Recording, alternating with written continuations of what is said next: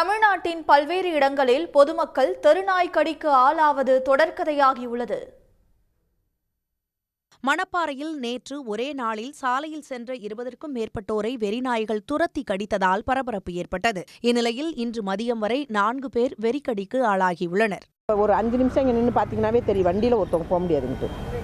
நாய் பூரா நைட்டில் இங்கே தான் ரவுண்டு கட்டி படுத்துக்குது. எல்லாம் வண்டியில் போனாவே துரத்துது. தேட்டர் வரைக்கும், தேட்டர்லேருந்து இங்கிட்டமா துரத்துது.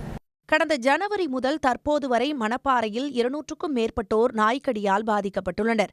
தெருநாய்களை கட்டுப்படுத்த நகராட்சியும் மாவட்ட நிர்வாகமும் நடவடிக்கை எடுக்க வேண்டும் என்று கோரிக்கை எழுந்துள்ளது. எக்கச்சக்கமான நாய்ங்க, ஆடு மாடு எல்லாத்தையுமே கடிக்குது. ஒரு கோழி வளர்க்க முடியல, பிள்ளைகளை கடிக்குது. ரொம்ப சிரமமாக இருக்குங்க. தயவு பண்ணி எப்படியாவது இந்த நாய் தொல்லையை எங்களுக்கு காப்பாற்றி விடுங்க. மயிலாடுதுறை மாவட்டம் சீர்காழி அருகே அல்லிவிளாகம் கிராமத்தில் பள்ளிக்கு சென்ற 12ஆம் வகுப்பு மாணவியை வெறிநாய் கடித்து குதறியதால் அவர் படுகாயத்துடன் அரசு மருத்துவமனையில் சிகிச்சை பெற்று வருகிறார். நாளை பொதுத் தேர்வு எழுதவுள்ள நிலையில் மாணவி என்ன செய்வது என்று தெரியாமல் தவித்து வருகிறார். நாளன்னைக்கு பரீட்சை எக்ஸாம் எழுதிக்க முடியாத கண்டிஷனில் கட்டவரில் அதிகமான காயங்கள் இருக்குது. அது தையல் போட, நாய் கடிச்சதுனால தையல்லாம் போட முடியாது, அப்படியே ஓப்பனாக தான் இருக்கணும்னு டாக்டரும் சொல்லிட்டாங்க. ஆனால் எக்ஸாம் எழுத முடியாத சூழ்நிலையில் இருக்குது கட்டாரை கடிச்சதுனால. இது தொடர்ச்சியாக அரசாங்கம் இது உடனடியாக நடவடிக்கை எடுக்கணும். திருவள்ளூர் மாவட்டம் திருத்தணி அடுத்த மூரக்குப்பம் கிராமத்தில் 2 வயது குழந்தையை வெறிநாய் கடித்து குதறியதில் குழந்தைக்கு வேலூர் சிஎம்சி மருத்துவமனையில் தீவிர சிகிச்சை அளிக்கப்பட்டு வருகிறது.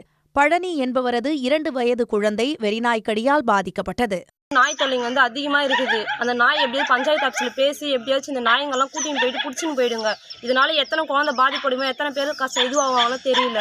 அதனால கொஞ்சம் பார்த்து ஏதாவது செய்ய சொல்லுங்க. தொடரும் தெருநாய்களின் அட்டகாசத்தை கட்டுப்படுத்த அரசு உறுதியான நடவடிக்கை எடுக்க வேண்டும் என்ற கோரிக்கை வலுத்துள்ளது.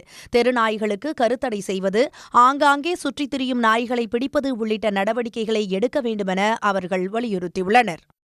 உடனுக்குடன் செய்திகளை தெரிந்து கொள்ள சன் நியூஸ் பெல் ஐகானை கிளிக் பண்ணுங்க.